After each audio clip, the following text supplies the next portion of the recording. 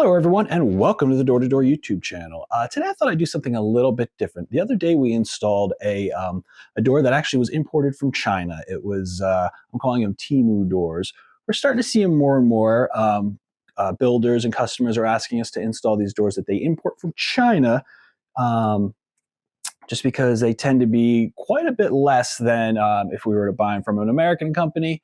The one in this video was a frameless infinity glass door. So it looks, it's got wall-to-wall, floor-to-ceiling glass on it. This one didn't have viewing cutouts, so it's actually a solid door. So you can't really see out of it, but it's a solid door.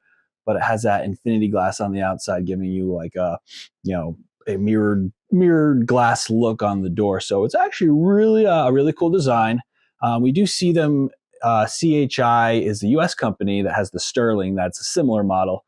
So this is kind of a riff off that, but let's check it out. Like I said, we're seeing these more and more. Have a couple of clips of us actually installing the door and a little bit of time lapse. Unfortunately, my GoPro messed up and didn't get all the time lapse footage. So that's kind of a shame, but getting a gist of the door and just kind of how it went together. And then at the end, I'll kind of give my recap on really what I thought about the door and if I'd recommend, getting a Chinese door yourself. Door to door, door to door, door to door. Hey everyone, this is Alan here with Door to Door Garage Doors. A little bit different one today. We're actually doing a door that came in a crate from China. A lot of these are coming in. We're getting inquiries about installing them for people. We're calling them Temu doors. See what we think as far as quality and all that once it gets all together. Everything's a little bit different, a little bit funkier than what we're used to, but we'll get it in and see how it goes. Got plenty of places to put it.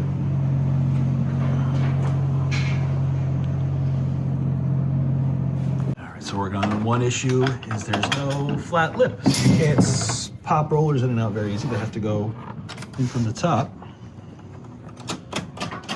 These are the sections, no end caps. One thing I'm noticing is the section quality seems pretty good, but all the hardware is just a little funky. It's just not great. I wouldn't use it, but we didn't buy this door. We're installing it for a customer that purchased it and wants us to put it in. She's stacked. One thing I am noticing, there's no taper, so usually they taper back, so it's got this rubber sealant. It's definitely gonna drag. I gotta assume it's gonna strain the opener, but we'll see how it all rolls when it gets together. But yeah, the way it's tracked is it doesn't taper. So these really lined up, right? They all had to be adjusted. Fun of the Chinese door so far, so getting through it. Just getting the track set up. A little bit different from what we're used to, but it's okay. Just like the street lights lit this town, like a fire in a blaze, gotta burn it down. Can't be afraid to leave this out. We got this far. All right, the door is up. It's up. It's rolling. It's rolling okay. Not thrilled with it, but for a giant door from China, it's not bad.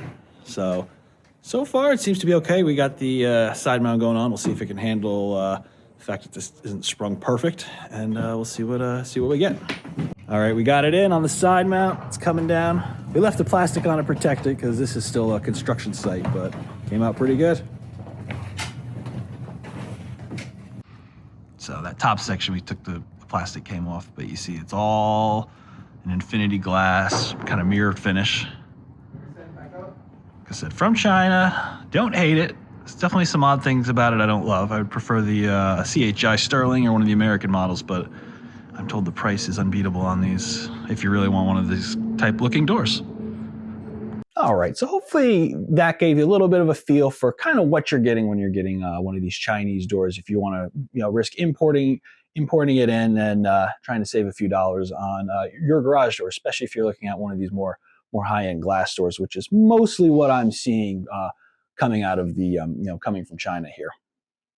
So overall, I was more impressed than I expected. I've heard some kind of horror stories with these doors from people, on the garage door groups online, as well as just some people I know who've installed them.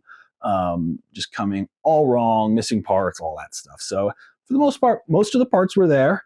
As far as the section quality goes, is probably what impressed me the most. The sections were well made. It was a spray foam polyurethane insulated door, solid door with no cutouts for viewing. So the glass is purely aesthetic. You don't actually see through the glass or anything.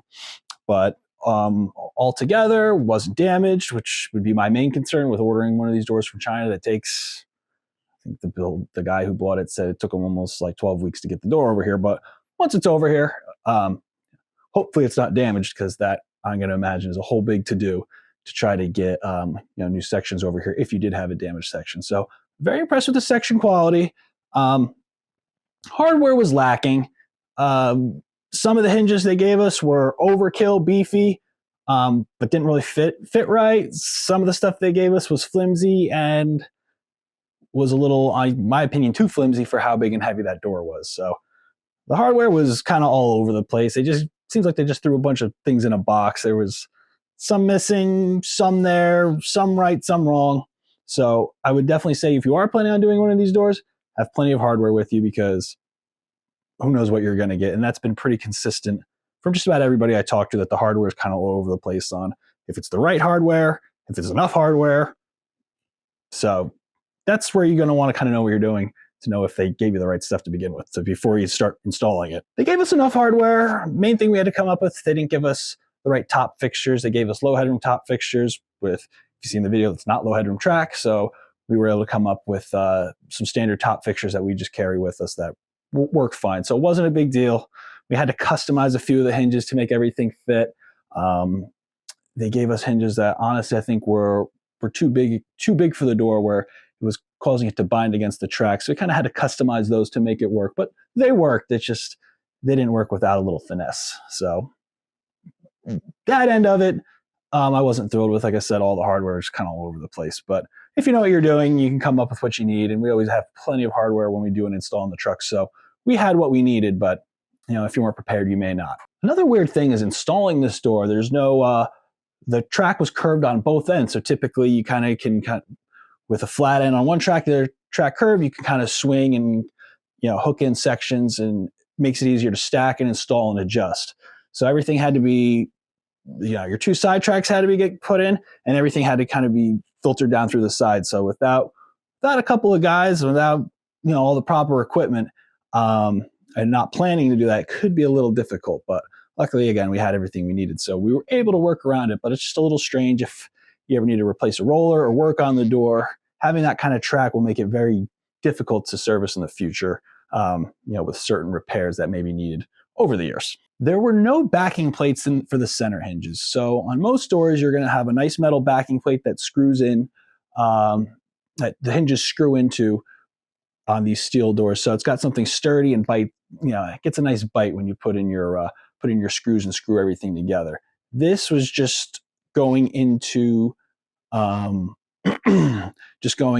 skin. So thin metal skin into the insulation. There was no backing plates on the center hinges. The end hinges had backing plates, but the centers did not. So I guess it doesn't need them, but in my opinion, especially a door that big, that heavy, it was definitely sagging a little in the middle, and that kind of concerned me that it didn't have any backing plates for the center hinges. Again, it just came funny. It didn't come with the end caps on, anything like that, so you kind of had to assemble the door, the ends and all that stuff, which typically you don't see. Typically that comes all together in one piece. Those end caps kind of hold everything together. So I thought it was kind of weird that they shipped it without end caps, but not a huge deal. Just adds a little bit extra more time, a little bit extra work to put all those on and get those seated properly. The biggest thing probably we encountered as far as a challenge just a little bit is the springs that they gave us weren't quite right.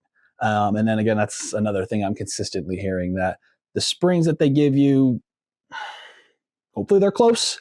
These ones luckily were pretty close. We had to kind of adjust it, take a few turns off one, add a few turns to the other to get it to work as best as it could. But typically with, when you see the wrong springs, super hot off the ground, wanting to fly out of your hands the second you try to lift it. And then halfway up, it just died. So then halfway up, it just heavy as could be. So that is indicative of having the wrong springs. I mean, we got it working with what it came with, but it was definitely, I've heard people installing these doors where it was way worse than we had to deal with. We were able to get rolling pretty good with the springs that it came with, but that could be a concern. You get this door, you may have to go, order and buy new springs for it just because it didn't, they didn't give you the right springs with it. But like I said, if any door guy can work around that, but if you're a homeowner trying to do it yourself, that could trip you up. We had to use a heavy duty opener. Luckily, the homeowner bought a heavy duty opener, so the LiftMaster 98032. So they went for the one that's almost like a light duty commercial, which I'm happy about because, like I just said, those springs weren't quite right. So I think the regular standard jack shaft, the 98022 from LiftMaster, I think that would have struggled. So I'm fortunate that the customer bought the heavy duty one because that was able to kind of push through and handle the weight, despite those springs being not quite right. So if you are doing like this, like I said, this was a big door. This is 14 feet wide by 8'6", almost 9 feet tall. So this is a pretty big door for residential. So if you are going with like a double door or a little bit bigger than just your standard 8 or 9x7, I would say go for something heavy duty on the opener end, just in case, like I said, with the springs, with everything, it wasn't balanced super great. So that being said, a heavy duty opener can kind of work around that a little bit for you if you're planning on getting one of these. Really, is it worth it? Is it worth this door? It's a tough bargain because basically from what I'm hearing and what I'm seeing, these doors cost about a third of what they cost, from CHI or any of the U.S. companies that are offering a door like this. So these aren't cheap doors. See, on a standard 8x7, the Sterling, I want to say with full infinity glass, is going to be somewhere in the $8,000 to $10,000 for just a standard 8x7. So you cut that price down a third. That's a big saving. So it's hard to argue, but I would be concerned with really if it came damaged, because this thing gets shipped over. You'll see, as you saw in the video, it's just in a wood crate. So this thing gets shipped over in a wood crate. If it's damaged, what do you do? I don't know anyone who's had sent anything back yet. I heard they're pretty good at just sending you what you need. They just send another crate with the right sections and stuff if you do have damaged items come. But I don't know. It seems like a lot of money to have tied up still, even though you're saving quite a bit over, buying it from a U.S.-based company. It's quite a lot of money to have tied up if it comes all damaged, and how long till you get the right stuff. So that'd be my biggest concern, just them being so far away. That might make it difficult. But that being said, again, it's hard to argue that big of a price difference. But if you could afford it, I would go with an American one. You're going to have a better warranty. You're going to have any issues, it's going to be balanced better. You can go right to the company. CHI has an office right in Lyndhurst. You can go right to Lyndhurst if you're in New Jersey. They're all over the U.S. So you have a lot more support from the U.S. companies. But if you're have a big house project going a little over budget, might not be a bad idea to try to save a little bit with these Chinese doors. But that's been my experience with it. If we do any more, I'll keep you guys updated, let you know. But until then, this is Alan with Door to Door Garage Doors, where we want you to love your garage door. And if you're in the New Jersey area, we'd love to help you with your garage door. Till then, I'll see you in the next one. Okay, thanks.